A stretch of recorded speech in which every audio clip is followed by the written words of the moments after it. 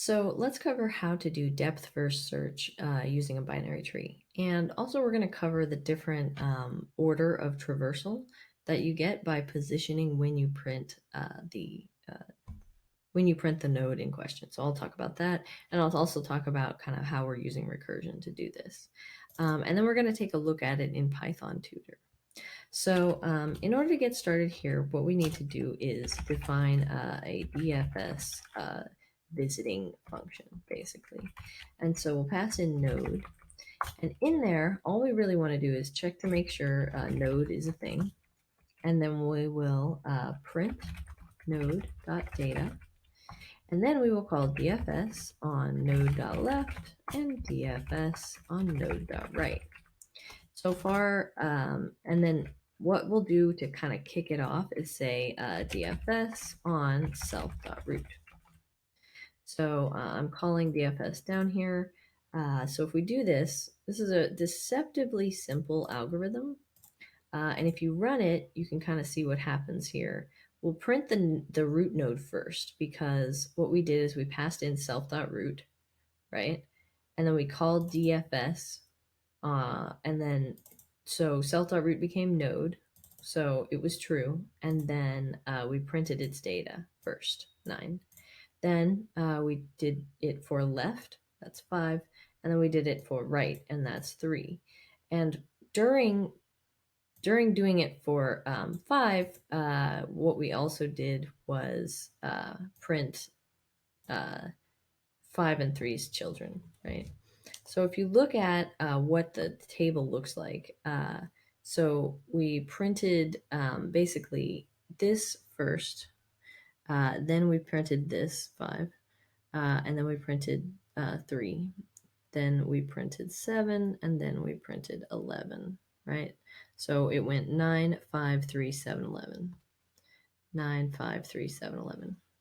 So just by this is called pre-order. So we print the node before we visit its children. That's what makes it pre. Okay. If we change that to be first visit the left node and try to print it before printing yourself, that's called in order. So if we look at how the order changes, right? It goes 3, 5, 7, 9, 11. So if we look at that in our graph, or in our graphic here, we'll pick a different color for that. Let's go with purple. So it's 3, then 5, then 7, then 11, then 9. I think, yeah, 5. And so if we look at that, oh, actually, sorry, 9 was, 9 was not 5th, but 4th instead. So 4, and then this was 5. And that's because if you look here, it's left, then self, then right. And so first what we do is we call this, DFS on this, but we don't print yet. First we go to its left child. Then we call DFS on it, and we don't print yet. We first try to go to its left child. And so we find the leftmost child first. And that's the in order traversals. We start here. So in order. Right? Whereas here it starts pre-order.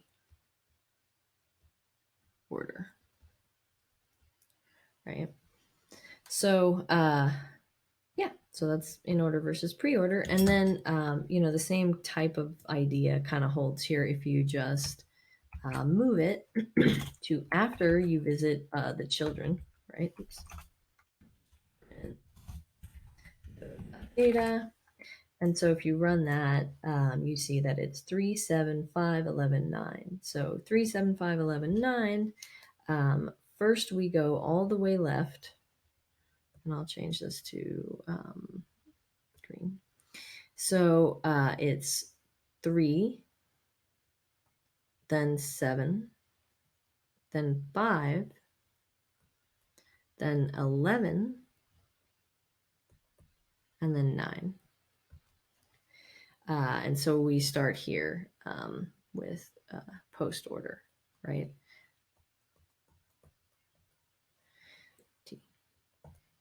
Post. So that's the big difference here. Is when do you choose to print self, right? So printing self last gives us our root node last and our leftmost child first. So those are the different orders of traversal that you can do with DFS. And now what I think would be best to really illustrate how some of this stuff works is to run it through PythonTutor. So let's look at this. Basically, if we run it, we create those classes, we create a tree, and you can see this tree form in PythonTutor, where we're creating a bunch of pointers, right? And you can kind of see like, yeah, there we go, almost done. Okay, so then you can see our tree has a root node. And so this is our root node 9, and it's got 2 children left and right, 5 and 11. And then 5 has 2 children, 3 and 7. So then once we're in DFS, right, we'll create that DFS, and we'll create this every single time we run print DFS. Then we'll pass in parent, the root node, right? And so you can see that it's pointing to 9 here.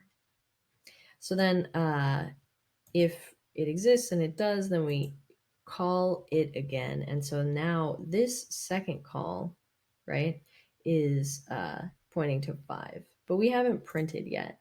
And so we're going to do that again. We're going to create another stack frame, right? And so, and then we're just going to check to see again, and we're pointing this next one to none. There is no node, and so it checks to see if there is no node, and then there isn't, and so it's over. So then that first function call has wrapped here, and so that function call is still open, just hanging out, and now we have to visit the right child, and so it doesn't have one, and so now we're done with that. And so then we've sort of popped into this other stack frame. We print our third node here, right? And then we pop out into the stack frame that was referencing 5. So we printed 3, and then so where node is 5, and so we're in that call, and now we're going to incept a new call where node is the right child of 5, which is 7. So we'll go into that, and then now the node is 7. It's going to go ahead and call itself on left and right, which are both empty, and so then it will print 7 here because it's done with calling this. So now it's post exploring its children, it prints itself.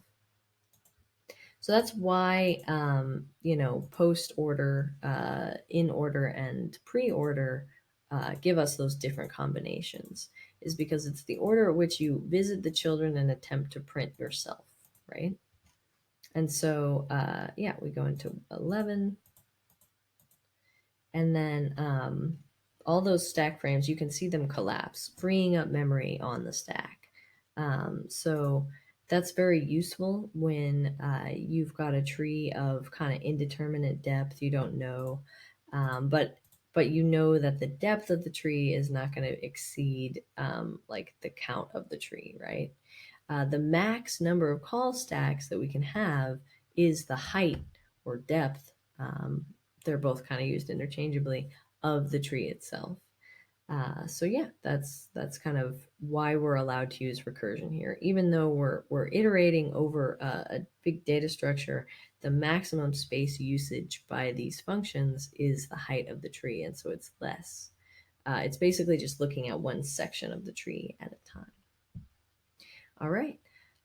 So we'll talk about other algorithms and what happens when you need to add nodes and keep a binary tree balanced. And we'll talk about the difference between different trees in the next video.